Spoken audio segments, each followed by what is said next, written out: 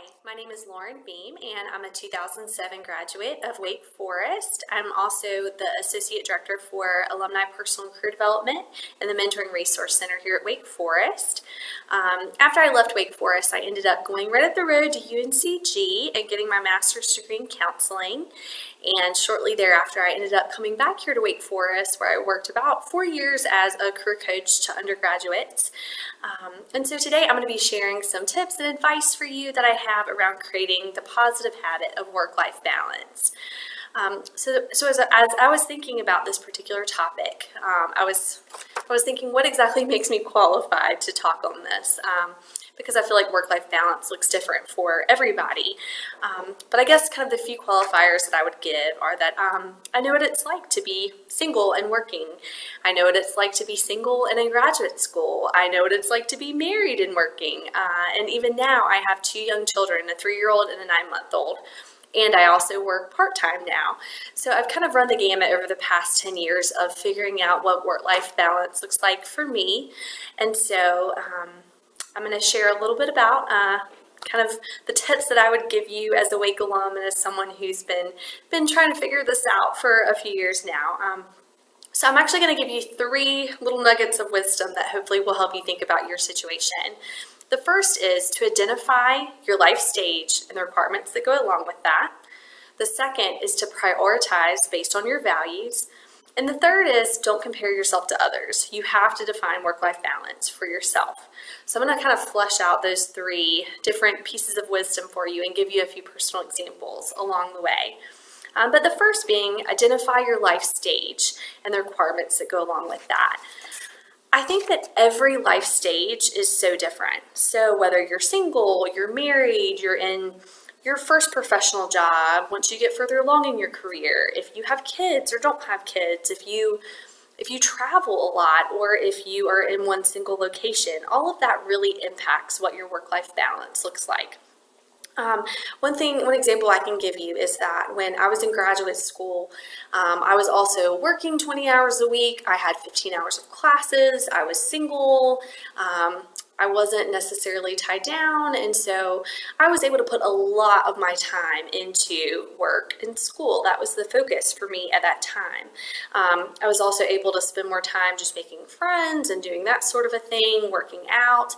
I think in that stage of my life, I was able to kind of shift my work-life balance in such a way that kind of the work piece seemed to almost take up more so than the kind of extracurricular fun side of things. But I will say now, as someone who is married with 2 kids and working, your time definitely shifts based on the life stage that you're in.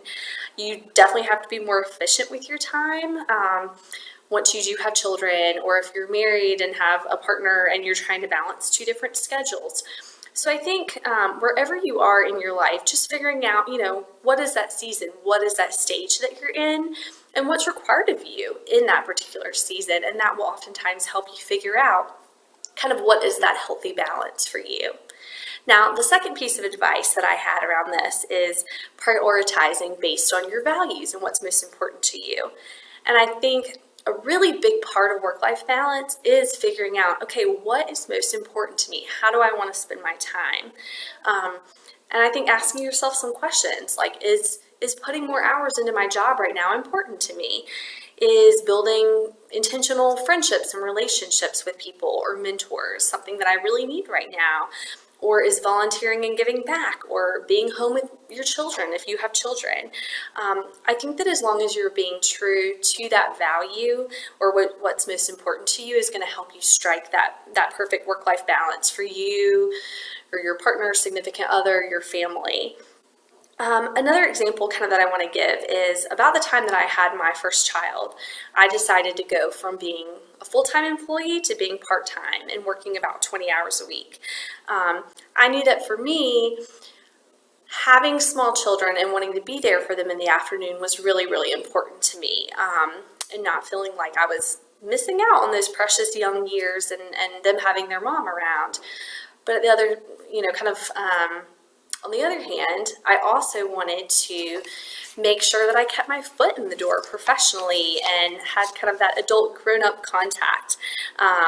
So for me, kind of striking that balance meant being able to be with my children as much as I could, but also kind of still be challenged professionally. So I was able to kind of prioritize in those two different ways and figure out what was going to work best for my family. Another thing that I would say too is it's okay if what you value now changes in a few years. I think that that's life. That's supposed to happen. And that kind of goes back to my first point around like knowing what life stage you're in and being okay with that and working around those parameters and creating those values. And I think a big part of value setting and knowing what your values are is revisiting them and knowing it's okay if they change a little bit. And finally, kind of that third nugget of wisdom that I shared was not comparing yourself to others and defining work-life balance for yourself. One of my favorite quotes is by Theodore Roosevelt. You may have heard it. It's comparison is the thief of joy.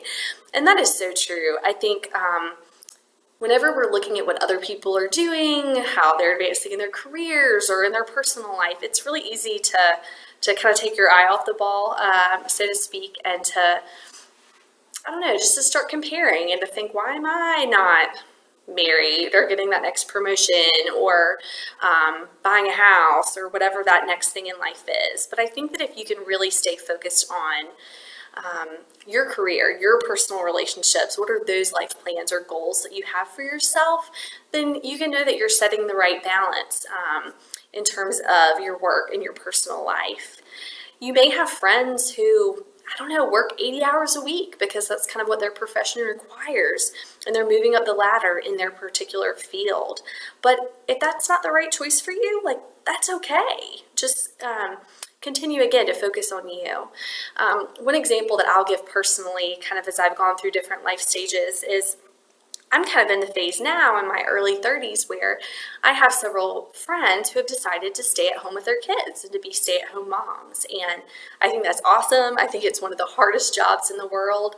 But I haven't decided to stay at home full time. I've decided to work part time and to be at home with my kids some as well. And I think it could be really easy to compare those and to say, oh, like, am I doing the right thing? Should I be at home like these other moms or dads are? But again, I think just kind of staying focused on my family and what's going to work best for us is most important. Another thing I'd mention along these lines is that in your 20s, so much of life happens, right? So you have friends that are going to graduate school, changing jobs, getting engaged or married, maybe having a child, breaking up with a significant other that they were possibly dating while they were in college. You have people buying houses, just making other really big life decisions. And it can be really easy to freak out when you see what everyone else is doing, whether that's following a friend on Instagram or some other social media and thinking, should I be there? Like, why am I not in that stage of life? I would just say, don't let this derail you or pressure you to live a life that either you don't want or just aren't quite ready for. Like, that is okay. But one thing I would challenge you with is if you do see things that other people are doing in terms of their own work-life balance or life decisions, and you see things that you do want, I think maybe that's another time to step back and think about your priorities and your values and why don't you have those things, or why aren't those things happening for you? And sometimes that might mean shifting your priorities and making time for those things to happen in your life. So those are my 3 nuggets of wisdom around work-life balance. I just encourage you to start thinking about how you can create those positive work-life balance habits for yourself now, particularly if you're in your early 20s. I will say you're never going to hit the right balance. You're always going to be negotiating different things based on the phase of life that you're in. But I think that if you start early, figure out what those values are, and kind of live your life and your work life accordingly, that you can be really successful in setting up habits that are really just going to be lifelong.